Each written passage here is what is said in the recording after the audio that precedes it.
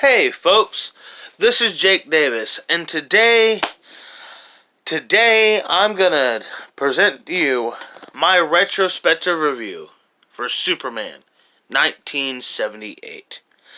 Now, first off, it's important to point out that yes, there were superhero movies and there were comic strip adaptations, but this was the very first ever time that a studio put big money with a fresh cast into a superhero film based on a comic book. And it was a bold experiment, and he even quoted one time, I believe, Ilya Salkin said that he thought he thought Superman had the potential to be a cinematic experience the world had never seen before. And I don't think anybody involved expected that 40 years from then, superhero movies would be the number one film genre in the world, in the industry.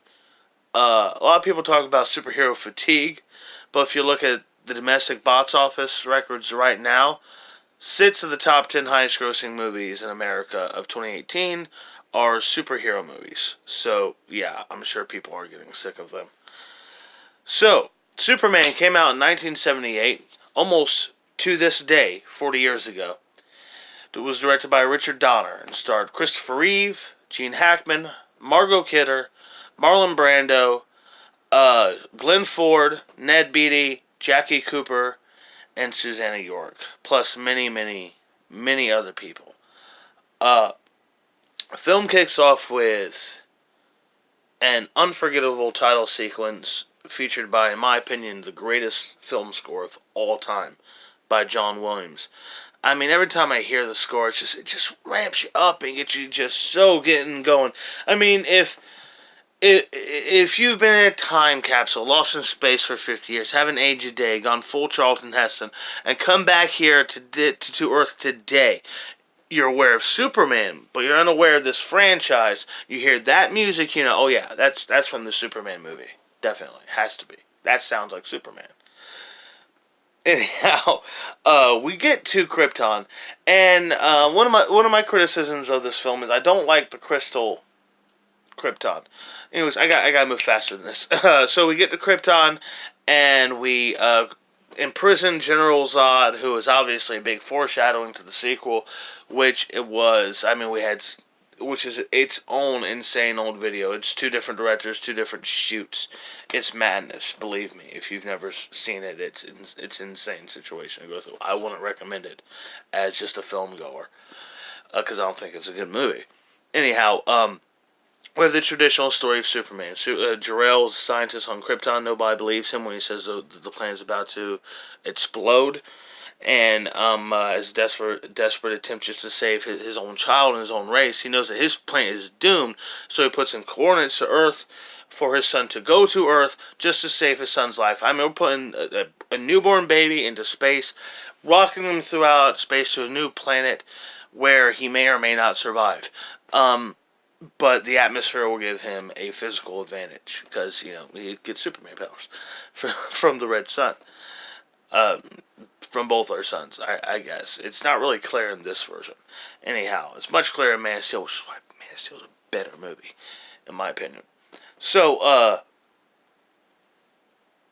it gets to Earth and lands in Kansas, and you meet the Kents, who are already old, but at least they clearly take care of Clark for at least 15 years. And, you know, Glenn Ford's only in 2 scenes, and I gotta say, he was so magnificent in this film. They, like, set the standard for Paul Kent, that even when Kevin Costner was playing him all these years later, people went into it going, well, you know, you better be as good as Glenn Ford. And when it was terrific. But Glenn Ford just was really, really good in this movie. And this is also where you get the absolute worst special effect of the whole movie, then and now, I'm sure, was the running effect, chasing the train. Oh my god, it looks awful. It looks absolutely terrible. I should also point out that I have both the theatrical cut of this movie as well as a extended cut that came out sometime in the late 90s. I don't think it was the 20th anniversary, but it may have been. Um, but I worked with the theatrical cut for this. I didn't revisit that extended version. Except for one scene, I would have cut everything they cut pretty much. So we get to after Paul Kent has his heart attack, we get to the Fortress of Solitude. The Crystal calls to him, builds this big thing in the middle of the North Pole. Doesn't run into Santa Claus. There's no Superman versus Santa action scene, which I kind of wanted to see when I was a kid. But eventually we get to Metropolis. After the great, famous flying towards the camera scene, just amazing. Some people have actually told me, people who are around, I mean, this is a superhero movie that came out before I was born. So, there's so many of them since then. I can even tell you the first time I saw them, I saw most of them at theaters. But Superman was before I was even born. I mean, my dad was in college at the time, I think. But, a lot of people have told me who were around at the time that, when they saw it at the theaters, that shot of Superman flying at the camera. First shot of Christopher Reeve as Superman was the first time they even saw him in the suit. So I can't even imagine going into a movie like that today. It's crazy to think about it. Anyhow, we get to Metropolis, and it's over into a different style kind of movie, man.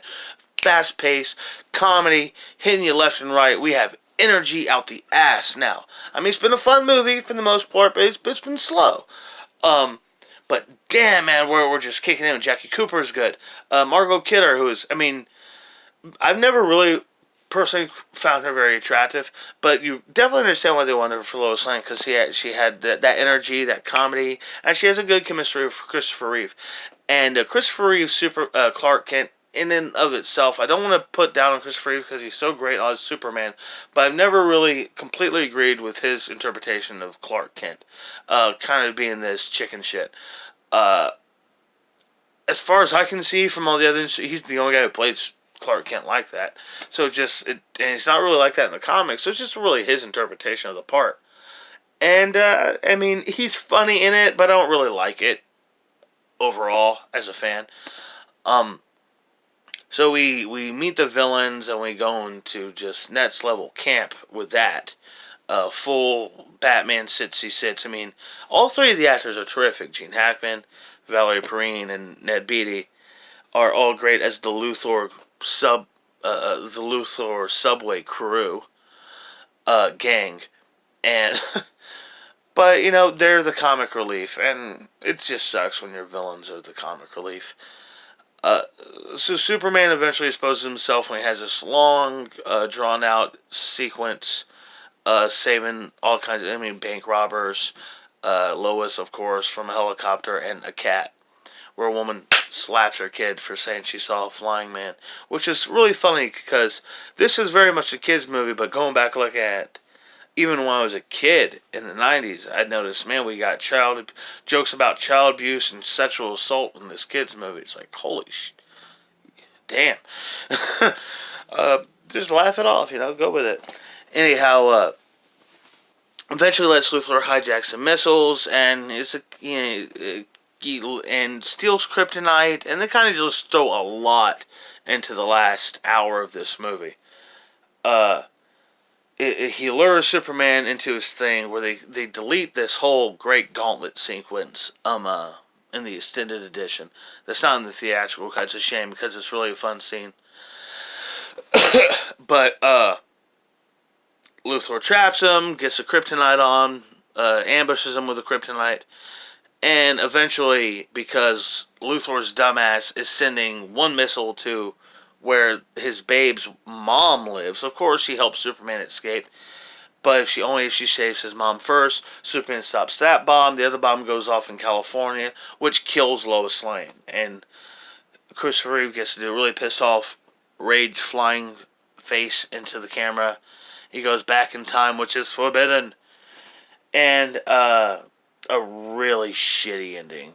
To be 100% honest with you, a shit ending. I've never really liked it. He goes back in time. He saves Lois Lane. So is everybody else dead now because you had to go back and save Lois Lane? Because how'd you go back and do all the other stuff? So we go back and save Lois. It's just stupid. It's stupid going back in time. Anyhow, goes back in time, saves Lois Lane. We don't get to see him save Lex Luthor, but it's all okay because we finally get to see Gene Hackman bold as Lex Luthor, and the great last moment, we're all part of the same team, good night. Flying off, flies into the sunrise over the Earth's horizon, and just smiles at the camera. It's a beautiful ending, and it's a great movie. But superhero movies would get a lot better. Eventually, Superman movies would get a lot better. For me, Man of Steel is the greatest superhero movie ever made because of its emotion, because of its poignancy. I know I say Batman a few weeks ago is my all-time favorite movie, and it is because it's why I love movies.